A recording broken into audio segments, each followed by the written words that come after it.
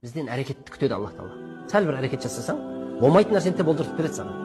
Жатып алай бола берсін емес. Тұр, шық. Ой, қойшысың. Сөйлге барып келгеннен сонша ақша түсет дейсің ба? Сен барсай алдымен. Істесей сәл, қимылдасай Алла ғой беретін. Сен өз математикаңмен есептеме. Алланың есебі бар өзінің. Сенен қимыл. Құсты қараңыз, құстың тәуекелі. Азанда аш шығады, кешке той қайтады. Егер шынай тәуекел ете алғаныңда, сені де Аллах Тағала солай бағар ет дейді. Демек шығу, әрекет ету сізбен біздің міндетіміз. Тәуекелдің ең жоғарғы деңгейі, қараңыз, магазин жоқ, ештеңесі жоқ. Ертең қайтып күн көрем.